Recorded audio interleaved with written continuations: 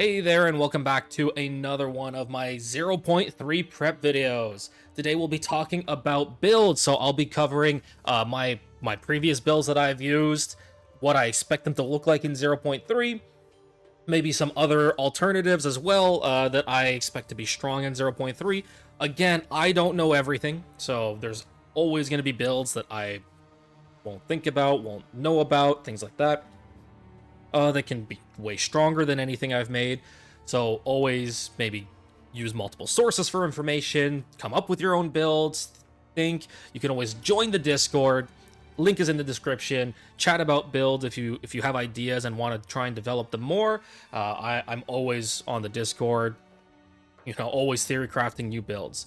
So first thing that I think is really important to talk about before we go into what builds can be good, it's to talk about changes for quality. So in the case you haven't seen the release trailer, there's a few things that have improved the amount of quality we can get on skills. So right now in 0.2, your skills can have 23% qual plus 3% from corruption for a max of 23. Your regalia with fox talismans can have, I believe it's fox talismans, I have one on right now. It is a fox talisman. So as you can see here, I have 23 plus 26%, which is what lines up to 49% increased qual. So we have 23 from the gem, 10 from the regalia, 16 from Gemling, for a total of 49% qual. Now, obviously, Gemling is something that you're not always going to play, and regalia plus fox talismans is quite a hefty investment, as it takes up your entire body armor slot. Now, regalia's did get quite strong because you can now have, like, let's say spirit plus all res plus chaos res, or spirit plus all attribute plus all res, things like that. Those are expensive combinations, but they are combinations that exist nonetheless. The only downside is that usually your body armor slot is where you will get the most of your defensive layer, and regalia does not have great defensive layer.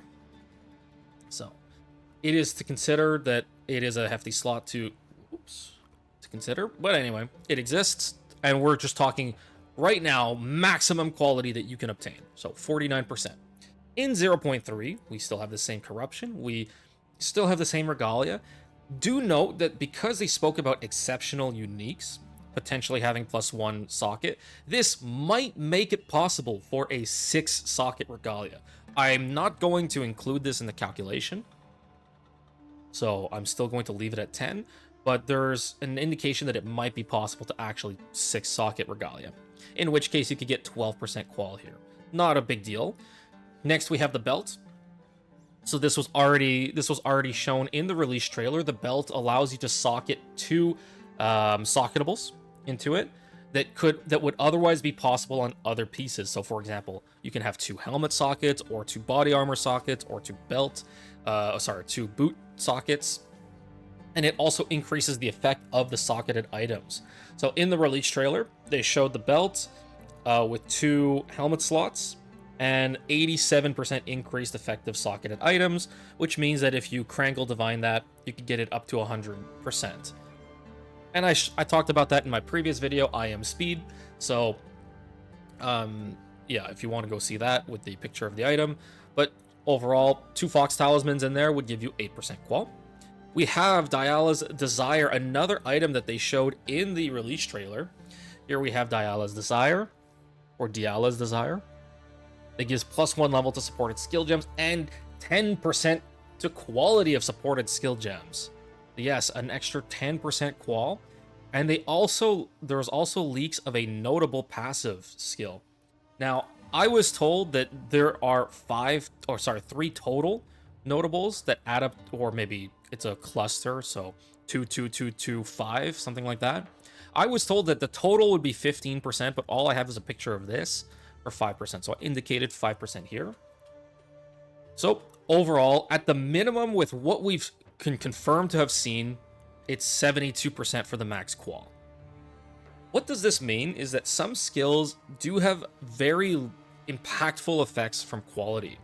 And the big winners, in my opinion, are going to be Flicker Strike. So Flicker Strike gives you chance to not remove charges on use. So here you get 1% chance per 1% qual. So 20% qual gives you 20% chance. 72% qual will give you 72% chance to not remove a charge. Add on top that there is also a support called Perpetual Charge. Supported skills have 35% chance to not remove charges, but still count as consuming them. So you can, in theory, reach 100% chance to not remove charges.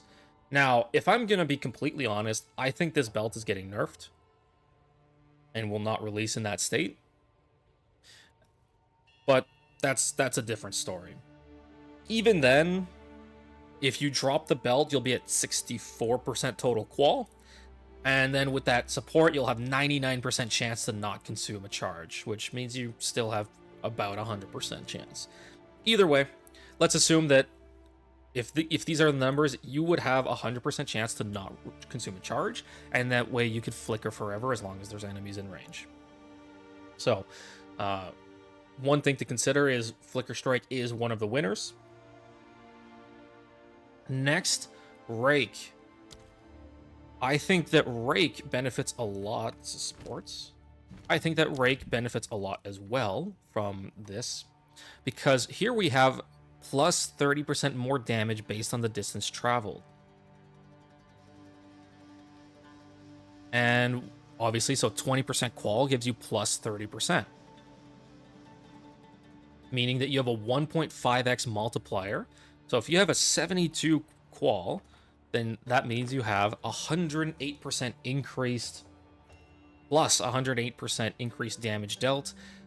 This is on top of your base 100%, and that would give you a 208% more damage, which is a multiplicative damage line. So this would help scale Rake a little bit higher. We'll talk about Rake later, but Rake is one of the big winners when it comes to qual, in my opinion. So we do have more sources of max qual, and one of the nice parts is as well that even if you remove, like, let's say the Regalia, because you still want defensive layer, you can still hit 62% qual, while on the left side 0.2 that you're still beating the 0.2 qual. So you can remove the Gemling requirement and the Regalia requirement and still be roughly in line with what we had as a best case scenario in 0.2. So yeah, you'd have 46% qual on 0.3 using the notables, the support gem, the belt, and just a corruption. So those are some things to consider going into the rest of this video. Is that qual can be pushed quite a bit further. Anyway, so let's start with the elephant in the room, Deadeye. I'm taking. Obviously, I read the patch notes on stream when they came out, and the video is up for that. But I'm sure that you've probably seen an absolute ton of videos covering how busted Deadeye is gonna be. I know I've seen posts on Reddit about how busted Deadeye is gonna be. Deadeye literally has zero negative ascendancy nodes. Every single ascendancy node is relevant and good, and it can make for some very versatile play. So here, let's start with, this is a slight nerf, but whatever. I'm not even going to talk about that. The Called Shot's notable passive skill no longer lets you apply an additional mark. It instead causes your projectiles to chain to marked enemies, and grants new Called Shot's meta skill that repeatedly marks enemies near you, bypassing your mark limit. Presumably, Called Shot's meta skill will require you to use projectiles, to hit with projectiles to gain energy, and then you will mark in a presence area of effect around you. That's how I assume it's going to work. That being said, the Google Translate did not do this justice, but my friend translated and said that this is mark proliferation, meaning that when you kill an enemy that's marked, it will mark enemies around it. So, one of the things with Deadeye is that now you can just auto mark, and because marks are no longer considered spells, you cannot cast on marks anymore. So this is the pretty much the only way to automatically mark enemies now. So Deadeye, while every other ascendancy is now having to manually cast marks, with Deadeye you can auto cast marks.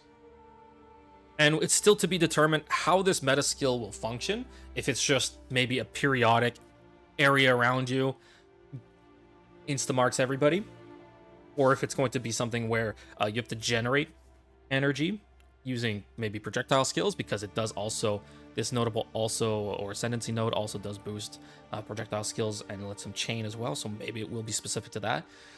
But wait, that's not all. That's not all. The Eagle Eye's notable passive skill no longer removes the distance-based accuracy penalty. Instead, it applies 20 stacks of critical weakness to enemies when you consume a mark on them. Yes, that is correct. Now, we will auto-mark.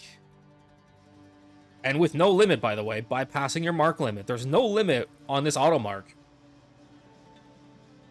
And then it will allow you to apply 20 stacks of critical weakness. Even if it caps at 20, that's still 10% more base critical chance. Just from this. So you walk in, your meta skill auto marks the enemy. Let's say it's a boss. Your meta skill auto marks the enemy. You consume that mark. And then that allows you to, that provides critical weakness. So now you just have 10% more as a base crit chance. So if you have, let's say you have a Gemini bow with 10% crit, now you have 20% crit effectively. So that is, Deadeye is incredible, is absolutely incredible. This on top of the fact that Tailwind does not seem to have been changed, so gain Tailwind on skill use. 3% less damage taken per Tailwind. So you have 30% damage reduction here. Tailwind stacks up to 10. And this means, and with the whole buffs to evasion and deflect, I'm going to call it a buff. You can think of it in the way you want. That means that with Deadeye, you could get 30% DR here and 40% DR from deflect as well. So you can have potentially up to 70% damage reduction on top of an evasion-based character. So that when you do take those hits, you will most likely survive if you do get the full 70% DR. Obviously, deflect is another chance-based mechanic, but let's call it 70%. This makes Deadeye, to me, one of the strongest ascendancies going in.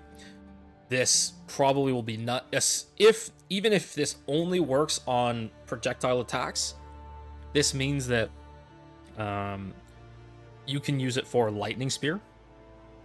So you can still go Lightning Spear. Lightning Spear did get a nerf, but overall it can still get buffed. It can still get buffed. It allows you to, depending on how fast it repeats and how much it allows you, it can allow you to stack up for Wind Serpent Fury very easily with Deadeye. Even just for Lightning Arrow, it allows you to apply Voltaic Mark. So there's a lot that you can do with Deadeye now. Every Ascendancy node in Deadeye is just going to be strong. So obviously Wind Serpent Fury and maybe Barraging. Here, this Eagle Eyes and Cult Shots, these are the ones for the marking and critical weakness when you consume a mark. Obviously, additional projectiles is good. And then Tailwind is good. So literally everything can be used depending on the build. Deadeye is going to be extremely versatile, especially depending on how this will function. So Lightning Arrow, Deadeye. The only downside to Deadeye right now is go back to the early 0.2, even to mid 0.2, and imagine how hard it was to get good gear for Lightning Spear builds. This is, honestly, I imagine that Deadeye is going to be even worse this league. So it might not be a bad idea to consider how you want to start with Deadeye, but then also have backup plans in what you're going to purchase. If maybe bows just become ridiculously expensive, even just crappy bows go for many divines, you know, we'll see how this plays out in terms of how many people play it and how expensive gear is going to be. The other downside too is that I think Fubgun already announced that he will be starting with the Deadeye. This Ascendancy and related gear is going to be very expensive, from my expectation. One of the other winners to me is Spark, and this also applies for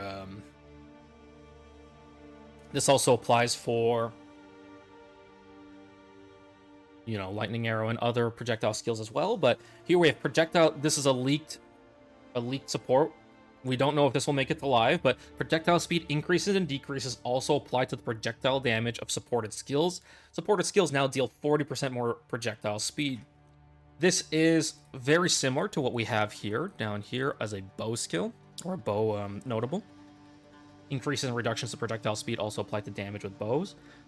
But Spark could not use Feathered Fletching because it's to damage with bows. And Spark could not be cast with a bow. It doesn't count as being cast as a bow, even if you use a bow in hand. But this means now that you can now push your Spark projectile speed higher as one of the ways that you can multiply the damage of your Spark. This also helps with projectile speed in general, also helps with Sparks just spreading out and hitting everything.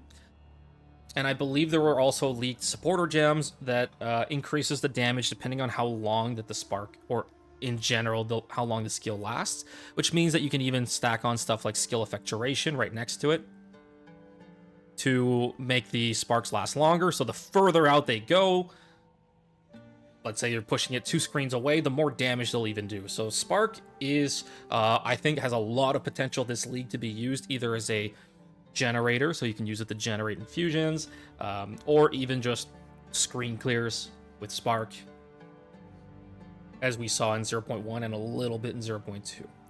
Next, this is a very, very small change, but important change. We have Infernalist. Demon form granted by the demonic possession notable skill no longer disables your weapons or has its own weapon set. So again, does not disable your weapons. So let's say you're going in with a very strong wand, like now you can actually utilize your wands for crit chance plus spells, whatever.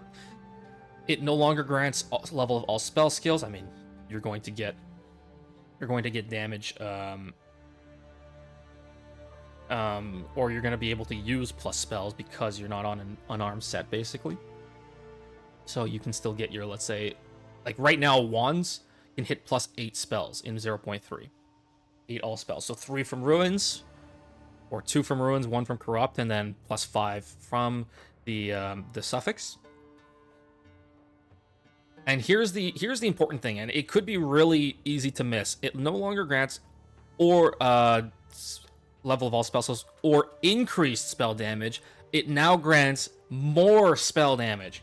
More is multiplicative in this game.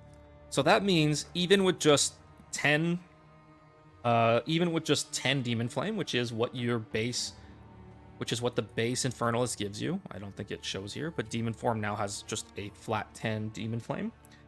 You have a 30% more spell damage, and you just have overall faster movement as Demon Form. So 10 stacks of Demon Flame is very, very, very easy to upkeep pretty much infinitely, and would allow you to get 30%, a 1.3x multiplier, and the extra speed just off the rip. Of course, people have shown that you can also stack up hundreds of Demon Flame in 0.2. And one of the big complaints was like, oh, it takes 500 Demon Flame before you really feel a strong effect. And this is because, one, you were unarmed, like you didn't have 200% increased spell damage from your wand affecting your spells anymore. And two is that it was increased, so it was additive with other points in your tree and jewels and whatnot. Now, because of it's a multiplicative, imagine a 500 Demon Flame build. So you would have 500 times 3 plus 100 because it's more. You have a 16x multiplier on top of all of the increased spell damage that you have in your tree, on your wand, all of that stuff. So if you have 100% on the wand, you have 150% on the tree, then you have, let's say, 3.5 times 16 gives you a 56 multi at 500 Demon Flame. Versus previously where you would just have, it would be, let's say, 3.5 plus 16 or 19.5. It was somewhere in that region. So this, I think Infernalist, we're going to be seeing Infernalist builds coming up for sure. heading into this, because I believe that Demon Flame will be very easily used to generate, and that also means that related life manipulation items, which is what we're used a lot in Demon Flame, will probably be expensive as well as more of these builds come out. Another big win, or kind of win, is Gemling. Gemling was always good in 0.1, always good in 0.2. Can't find it right now. Just press search. So one of the things that we lost is the 30% less cost of skills. Getting one charge every 8 seconds does not feel very relevant to me. Maybe it is, maybe it isn't. Presently, for what I know and have, I don't think auto one charge every 8 seconds is going to be that relevant. And we lose a 30% less cost of skills. So this can be considered a nerf. But because of the change to how supports work, and that we're able to now just duplicate supports as much as we want, this gem-studded notable, you can use each type of support gem in additional time and different skills. This gets changed to... you now have either hits against you have no critical damage bonus, skills have 30% less cost, so now the Thaumaturgy is potentially here, or 40% less movement speed penalties from skills while moving. All of these are extremely strong, and one of the nice parts about Gemling is that integrated efficiency, to me, has always been like one of the big key ascendancy nodes for him. Especially in 0.2, like I use this in the world record Sekima's speedrun. This is 90% of the reason, or a good portion of the reason why we rolled Gemling for that. On top of enhanced effectiveness, inherent bonuses gained from attributes are doubled. So these two nodes were what I used in the speedrun. Gemling also for min-maxing purposes, as we talked about quality. So we have 14% qual here, leading into +2 levels. So +2 levels is 23 out of 21, is about a 9% increase. It depends on, obviously depends on the skill that you're using, how it scales with levels, but even if we're just talking linear scaling, you would expect a 9% damage multiplier just from getting your +2 here. And then we have the call, as we spoke about earlier. So something like Gemling Flicker Strike this league is probably going to be very strong. And then so you can grab +2 with some qual, and then you come up here, take integrated efficiency, and get your gem studded and integrated efficiency. So I do think Gemling Flicker Strike is gonna be a thing. Let's talk about Rake.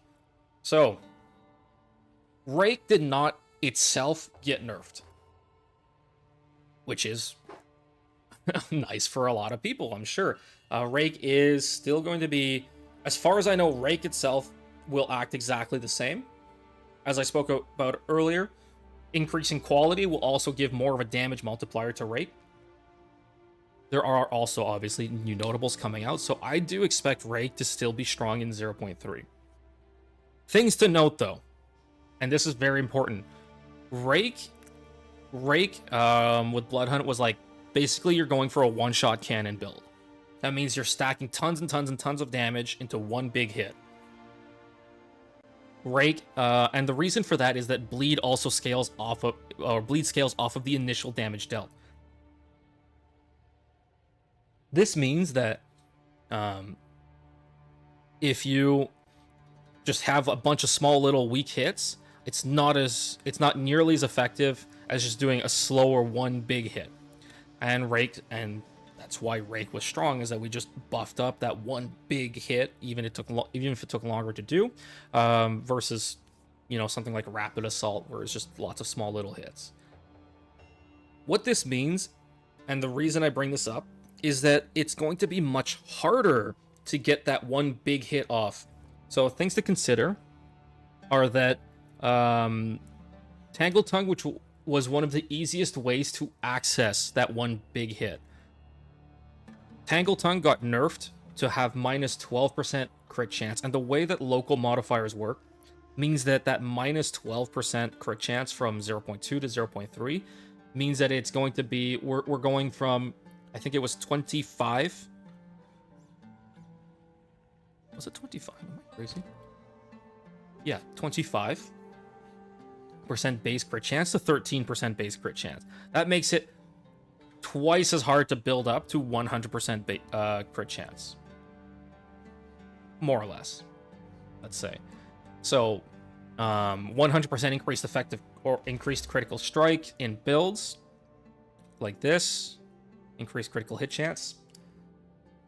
If you had 100% of this, that means that you would have 26% instead of 50% in 0.2. So in 0.2, getting 100% would give you 50%. In 0.3, now on that same Tangle Tongue that's perfectly rolled, non-crangled, will give you 26%. So there's a huge change there. And because we rely so much on that one big crit, it now also means that it's much harder to build up to that guaranteed crit level. Tangle Tongue also relied on a high crit so that you could crit for crit and give you double the effective crit damage bonus. So now hitting that likelihood to double crit is is much harder. So for example, before it was pretty trivial, or not super trivial, but it was pretty reasonable to hit 100% crit rate, which means that you had a 100% chance to double crit because both hits guaranteed crit. Now, if you're at 50% chance to crit, again, like I said, it's going to be for the same investment, you're going to have about half the level of crit. So let's say you're at 50% or even 60% because it's a little over half. Let's say you're at 60% critical hit strike. Now, to double crit, you have an outcome of 36% of the time you'll double crit for Tangle Tongue. So again, this is what we're looking at where it will be harder to get that. You're not going to get that consistent double crit off if you're running 60% crit chance. This means that Rake will scale way better with rare spears because they nerfed Takabas, meaning that the suffix line for critical hit damage is going to be way more important. So you're going to have sea glass spears that have more crit chance than a Tangle Tongue and have plus 25% local crit hit damage.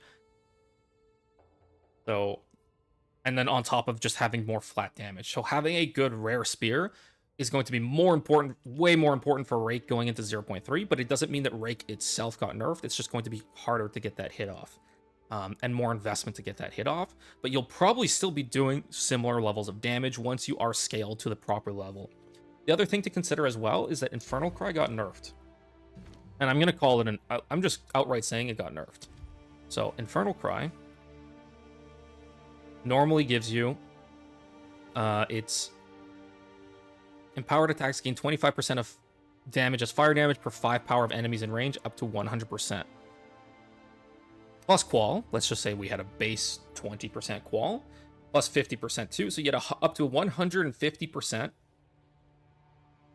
in gain extra as fire per 5 power. Sorry, well, total. If the enemy was a unique, you would gain that total max.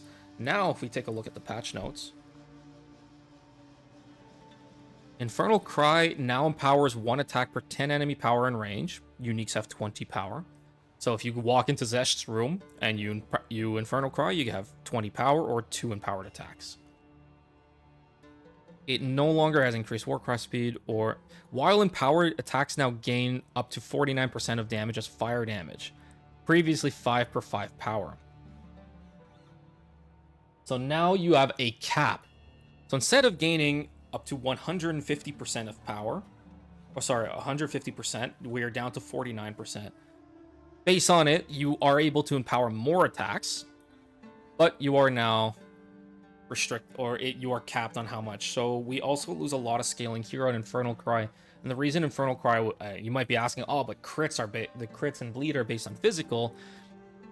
Basically, every Rake build ran Blood Mage, where you get Blood Barbs. Elemental damage also contributes to bleeding magnitude.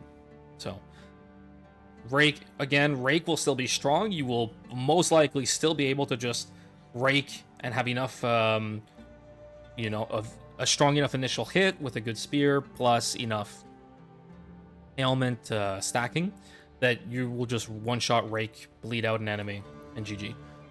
Like we did in 0.2, it'll just be harder to reach that point, but it is I still expect it will be possible. Warbringers with totems.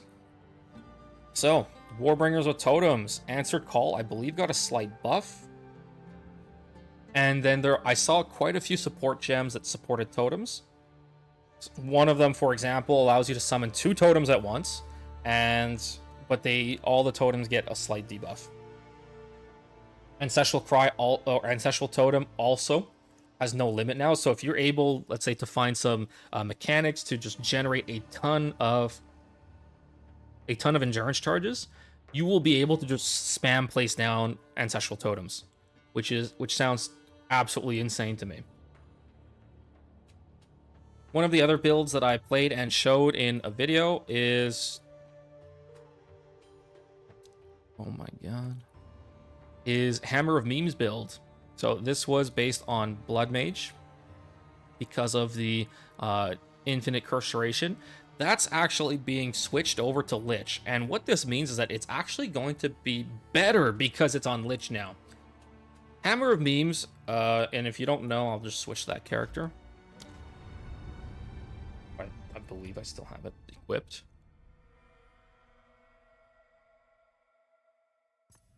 Oh, I don't have it equipped anymore. Never mind. My bad. Hammer of Memes, if you don't know, is a build that uses Hammer of Faith. I don't even know where I left them. There they are. There's some of them. Is a build that uses Hammer of Faith. Currently, it's bugged, and they did say they will fix it for 0.3. And the goal of this hammer is that every 10 seconds, you gain a random shrine effect for 20 seconds. They nerfed it partway through the league so that you can't get the attack shrines like the meteors falling or the lightning strikes around you. So it's the non-offensive shrines. But there's a few important shrine buffs that are relevant to the build. One is that you get increased life and mana recovery. One is that you're just immune to damage. You cannot take damage. And one is that you always deal critical hits, regardless of how low your crit chance is. They guarantee a crit. It's not plus 100% crit rate, multiplied by 2. It's not a 100% increase. It is literally guaranteed crits. And we were able to utilize this to scale Sunder, which has crit damage. Or plus base crit damage. We were able to use it to scale Sunder with guaranteed crits. We were able to utilize the cannot be damaged art, especially for Sekimus, where we can just set up before entering the room and then just run through the room with taking 0 damage, being basically invulnerable to damage. And then, of course, increased life and mana recovery. We were playing on a Blood Mage, so we were spending life and mana to use Sunder. So now, applying this to Lich, one of the things that we needed to scale was crit damage, spell damage because we used the Crown of Eyes, and curse magnitude. We have this nice little jewel socket here. 100% increased effect of socketed jewel, meaning that our 4% curse magnitude, I think it was it 3 or 4? Doesn't really matter. We now just straight up double the effect of the jewel, and jewels were one of the main ways that we were actually getting curse magnitude. Sorry, 4%. So I have a jewel here. Jewels were one of the main ways we were getting curse magnitude, crit damage bonus, and spell damage. So we actually will get a slight buff here because we'll get one extra almost free jewel socket, which we can use to scale even more damage. The only downside is that we're going to lose the effect of crit damage per 40 life, but it's not a huge deal.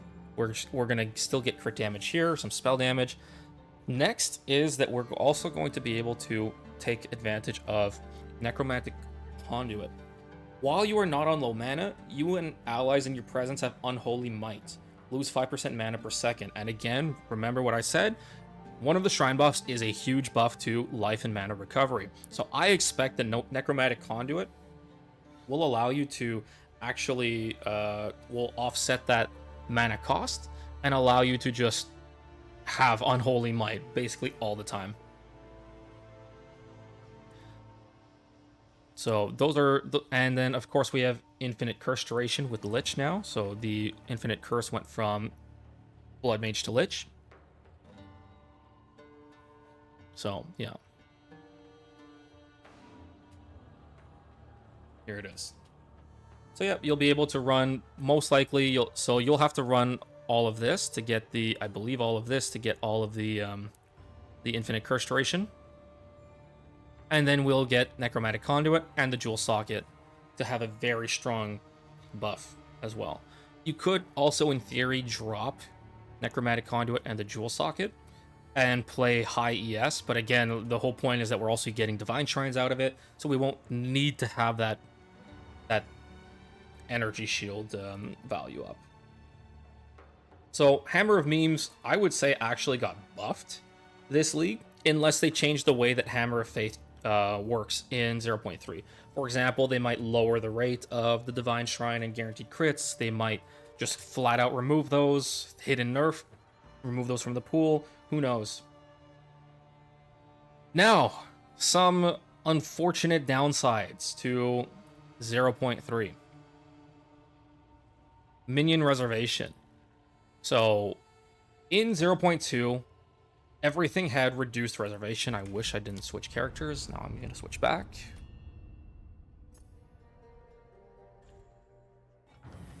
So in 0.2, it is reduced reservation, and this is all additive together. So you come out with 70.5% reduced reservation. This is the absolute max that you can obtain. And it rounds down to 70%. So a minion costing N spirit now costs 3 spirit, because it is just literally subtracted from it. In 0.3, they changed it to be called increased efficiency, and that changes the calculation. So we have, in 0.2, we have Lord of Horrors, 12%, Bones of Euler, 24%, so it's 20 multiplied by 1.22, which comes out to 24 after rounding. Gem quality, without improved bonuses from, you know, Regalia and everything. And then we have 8% from Gemling, 5% from Regalia, 10% from the helmet, 2 sockets. Belt is not in 0.2 for a total of 70.5, rounded down to 70. In 0.3, they buffed all of the sources of reduced reservation, but they renamed it and worked it into increased efficiency. We have 15% from Lord of Horrors. I saw this on a leak. Bones of Euler actually rolls up to 30% now, which with a Krangle means 36. Gem quality, they announced that all the minion gems that had reduced reservation as a Qual now have something like increased damage or increased life. So Qual bonus is useless. So Gemling Qual bonus, Regalia Qual bonus, all useless. The Talisman got changed from 5% to 8% with the change in the mechanic. And because of exceptional uniques, in theory, we should be able to have a 3-socket Alpha Howl, which gives us 24% from the helmet. And the belt, I've spoken earlier in the video and on previous videos, the belt will give us 32%. For a grand total of 107% reduced reservation. So I kind of was thinking like, oh my god, we're going to be able to summon free minions. No, unfortunately, this will probably not work because of how it changed. So the Talisman, so in 0.2, you had 70% reduced reservation. Your Skeletal Sniper at level 20 is 30 spirit, which means that it would come out to 30 times 0.3, 9 spirit each. On a base of 500 spirit, you could summon 55 Skeletal Snipers. In 0.3, the 107% is calculated as increased efficiency, which gives you a reduced reservation of 48% or 52%. Your actual cost is 48% now. So on a base of using the same 30 spirit level 20 Skeletal Sniper, same 500 spirit base, you're actually only coming out with 33 Skeletal Snipers. How impactful this is to minion players is to be determined. So if you go to Pee-wee Ninja, which I had open somewhere, I just pulled up like one of the top minion players, and you see they have 2 of the runes in the helmet, And they had the boots. And they had Lord of Horrors. So let's just do, I should have prepped this before. Let's just do a quick calculation. So now if they had exactly the same, I'm curious what it's going to come out to. You have 24 from the helmet, assuming an absolutely perfect Giga helmet. 36% from the boots. 15% from Lord of Horrors. Maybe they don't use the belts. And they were actually using skeletal snipers in that build. They were using arsonists, reverse snipers. Okay, it's hard to tell exactly what they were using.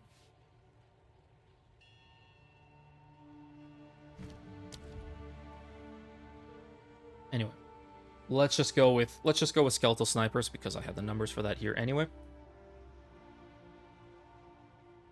We have 75%, so we have 100 divided by 175 times 30, or 17 spirit per. And in this league they have, it's 12, 24, 36, plus gem quality, they had +1, so 10, 46%, and the helmet 10%, 56% reduced reservation. So you had 30 times 0.44.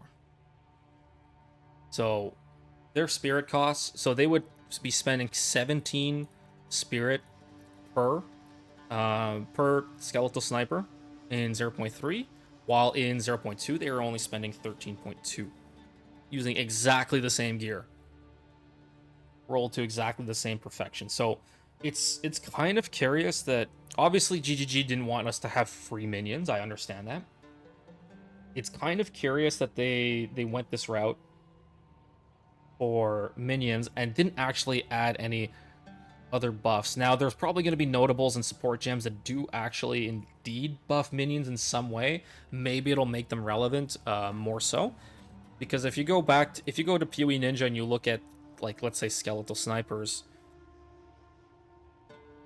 it's way, way, way lower in 0.2 than it was in 0.1. And this is mostly attributable to the fact that your scepters have only +4 instead of +5 minion skills. Amulet stays the same. Trench Timber got nerfed as well. So yeah, there's loss of minion skill levels in 0.2. And the last thing I wanted to cover in this video is Ice Crystals nerfed. Let's go over the patch notes and